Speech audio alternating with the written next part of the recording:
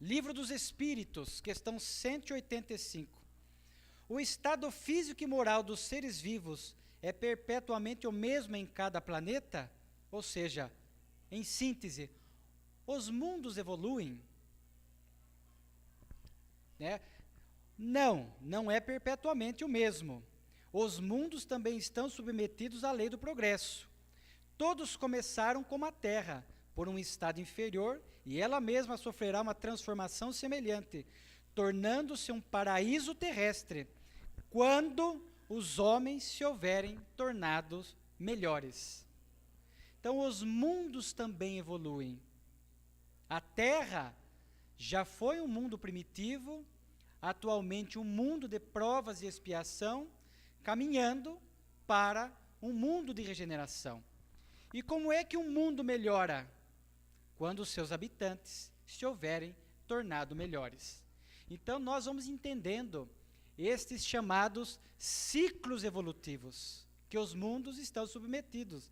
Nós vamos entendendo esta lei do progresso, que a criatura humana, o espírito em evolução, está submetido. Repito novamente, o nosso querido Haroldo tem uma palestra onde ele vai muito a fundo nessa questão dos chamados ciclos evolutivos. Portanto, chegou o momento da Terra de alçar esse voo, que já não começou de agora. É um período de transição que começou a ser preparado com a chegada da veneranda doutrina espírita na Terra. É um período onde os espíritos vão intensificando a ação. A partir da segunda metade do século passado, segundo fala André Luiz, começaram a intensificar as ações para que o planeta agora pudesse receber este impulso, esse fluxo evolutivo. E aí eu acho importante, dentro desse processo de felicidade, nós estamos vendo o mundo avançar. Qual é a nossa postura diante disso? Diante desses tempos difíceis, eu recomendo uma entrevista que está no YouTube. Vocês colocam lá Divaldo Franco, Haroldo Dutra, Transição Planetária. Eu já tive a oportunidade de ouvir o Divaldo em conversas mais reservadas, para que a gente não possa se enganar, porque os espíritos não nos enganam, eles falam a verdade a nós. Ainda teremos momentos difíceis. Ainda estamos nesse ápice das provas e das expiações. Os próximos anos, quiçá 1, 2 décadas, ainda serão de dificuldades imensas. Por isso, para que possamos ser felizes, nós não podemos criar esse mito de que, bom, então as coisas vão melhorar a partir de agora. Ainda teremos momentos difíceis, mas coisas boas já estão acontecendo na Terra. Muitas coisas boas. Por isso que nós identificamos aquele site. O Raul Teixeira tem uma frase que eu acho notável. Ele disse: vamos encontrar hoje na Terra pessoas que já estão, algumas, com um pé fincado no mundo de regeneração. E ainda encontramos pessoas na Terra que ainda estão com o pé fincado no mundo de provas e expiação. Porque não há um marco definido de divisão. Nós estamos vivendo um momento na Terra onde interpenetra-se o fim de um mundo de provas e expiação e o início de um mundo de regeneração. Não há um marco definido. É um período longo, por isso que não existe data certa, por isso que não existe data limite. Uma data que nós vamos encontrar como referência numa obra séria da doutrina espírita, porque a data limite, conforme o próprio Divaldo, nessa entrevista do YouTube, que os senhores poderão buscar depois, ele fala que a informação vem muito esquisita, porque ela vem através de uma memória mediúnica de um indivíduo que havia se esquecido de uma conversa que teve com o Chico, e num dado momento ele lembrou e trouxe à tona uma mensagem que mais traz pavor do que esperança.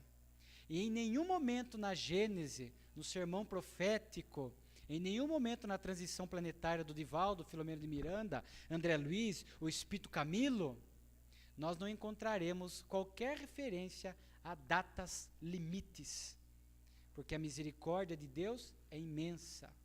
A única data, símbolo, que nós vamos encontrar no pinga-fogo do Chico Xavier, é uma data chamada 2057. Já ouviram isso?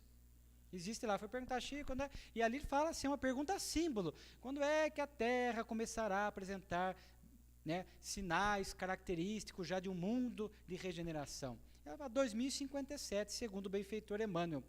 E sabe de onde que o Chico tirou essa data 2057? Alguém sabe? Tem uma explicação doutrinária. Quer dizer, acho que o Chico sorteou uma data, que o Emmanuel concebeu uma data ele próprio? Não. Nós vamos na obra Brasil, Coração do Mundo, Pátria do Evangelho, nós vamos encontrar lá num capítulo, Bezerra de Menezes, esse é o nome do capítulo, quando fala a vinda de Bezerra à Terra, nós vamos encontrar uma frase assim: o Espiritismo, né, quando chegou à Terra, os seus primeiros 100 anos serão de movimentos preparatórios para os próximos 100 anos que hão de vir, preparando a Terra. 100 anos preparatórios para os próximos 100 anos que hão de vir. 200 anos, 1857, mais 200, 2057. Mas é uma data símbolo. O Divaldo tem dito em algumas palestras que a partir da segunda metade do século começaremos a ver já mais, de forma mais clara, este mundo de regeneração. Mas repetimos, não é de um dia para o outro, de um mês para o outro, é um período largo. Então a Terra passa por esse período de mudança, de transição planetária, anunciada desde tempos remotos, desde os maias, desde os profetas antigos, Isaías, Daniel, Joel. Nós vamos no Antigo Testamento e encontraremos referências, porque os espíritos sabem dessas progressões do mundo. Conforme nós falamos, a Terra vem passando por essa evolução. E isso nós vamos encontrar referência no Evangelho segundo o Espiritismo, no capítulo 3º, há muitas moradas na casa do meu Pai, onde ali nós vamos ter, olha a visão espírita como é bela para entender essa questão do progresso, para nos ajudar nesse processo de felicidade, de bem sofrer. Mundos primitivos, primeiras encarnações da alma humana. A Terra já foi um mundo primitivo. Aquele momento inicial da Terra, da sua formação, dos primeiros organismos vivos, depois do surgimento do homem primitivo, o homem neandertal, etc. Tudo aquilo que nós conhecemos, o surgimento da razão, o Homo sapiens, etc., o Homo erectus, a Terra já foi um mundo primitivo. Ela já passou por esse ciclo evolutivo lá atrás. Não deveria ser novidade para nós. Só que a Terra mudou. E aqui, fazer uma pergunta. Quando é que a Terra deixou de ser um mundo primitivo e se transformou num mundo de provas e expiações? Com a chegada de Jesus. Só que houve um momento preparatório. Houve uma ação anterior, que começou com a vinda dos exilados de Capela, que está na obra Caminho da Luz, de Chico Xavier. Olha só, obras sérias, para a gente entender essa temática. Deixar de lado as opiniões pessoais. Lá fala da vinda dos espíritos, de Capela, que se constituíram aqui na Terra, nos hebreus, nos egípcios, na Índia, os árias, e trouxeram um avanço, um impulso para o pensamento humano, no campo, em diversos segmentos religiosos, filosóficos, astronomia, matemática. Até hoje as pirâmides são um enigma. Aí vieram esses espíritos, preparando o terreno, culminando com a vinda de Jesus. A Terra, então, passou a ser um mundo de provas e expiações, onde o mal predomina, temos que enfrentar a perversidade dos homens e a inclemência da natureza, e a meta é desenvolver a inteligência e o sentimento. Isso está no Evangelho segundo o Espiritismo. Enfrentar a perversidade dos homens. Aí entra o tópico do mal e bem sofrer. Que, como eu disse, citando Raul Teixeira, há criaturas humanas aqui na Terra que estão com o pé ainda atado, para não dizer em mundos primitivos. Ainda há almas primitivas na Terra. que produzem barbáries. Há outros que não são tão atrasados assim, tão primitivos, mas ainda trazem algumas imperfeições, algumas perversidades, e acabam produzindo males em nossas vidas. Calúnias, perseguições, ingratidões, traições. Então, quando a gente passa a fazer uma leitura desse mundo de provas e expiações, sob esse viés, porque, repito, há muitas coisas boas acontecendo, mas falando dessa característica de perversidade dos homens, muita perversidade acontece conosco. E aí abre-se para nós essa bifurcação, mal sofrer.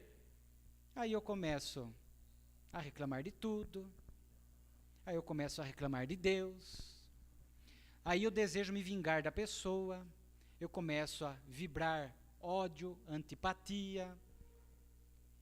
Alguns vão para o suicídio, conforme o grau do desafio que enfrente, para o álcool, para as drogas, para as chamadas fugas psicológicas. Então, este é o mal sofrer.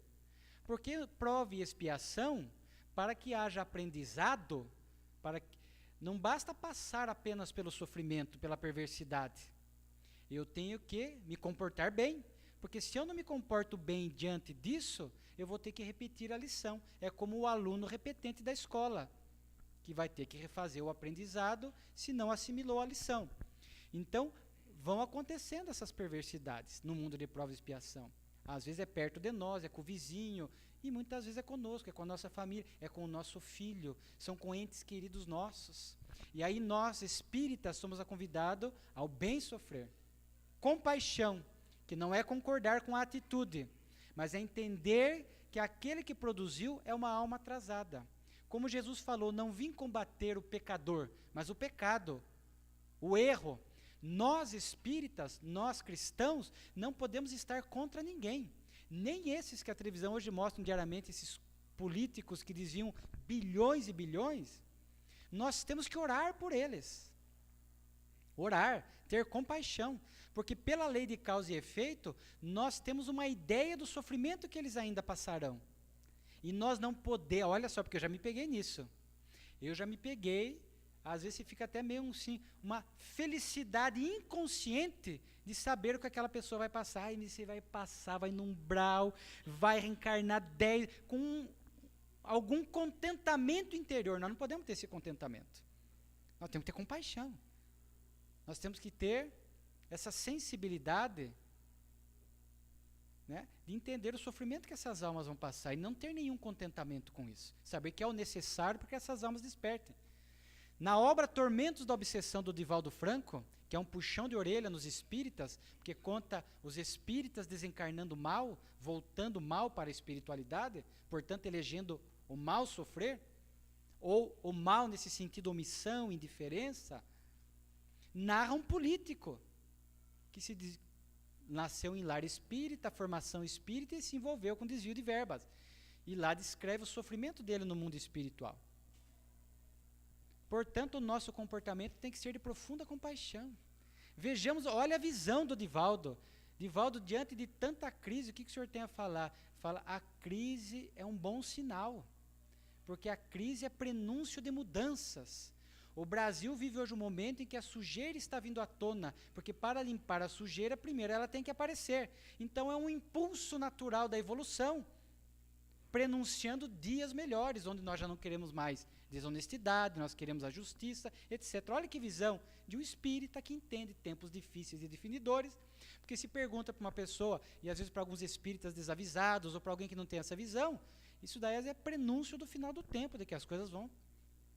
Quantas vezes a gente não escuta, gente, o Brasil não tem jeito, o mundo não tem jeito. Tem, porque é o Cristo que está, o nosso governador espiritual, mas ele não age a sós, conta conosco nessa transformação do planeta. Então, essa perversidade que chega à nossa vida, nós vamos ter que eleger o bem sofrer, conforme fala o Espírito Lacordaire. Compaixão, coragem. Às vezes a dor é intensa, sim, porque ainda é característica de um mundo de prova e expiação, sofrimentos angustiantes, intensos, dolorosos. E daí a gente tem que buscar essa fé, esta conexão com Deus, o bem, para que a gente possa transformar essa dor em aprendizado, em crescimento, e mesmo assim manter uma felicidade. Porque felicidade não é não ter sofrimento, não ter doença, não ter nada de ruim na nossa vida, isso não é felicidade. No mundo de prova e expiação, não tem nada a ver com felicidade. Felicidade é enfrentar os desafios da vida em clima de paz, em clima de confiança, fazer o bem que está ao nosso alcance, colaborando na construção do mundo regenerado do porvir. Assim nós vamos entendendo felicidade.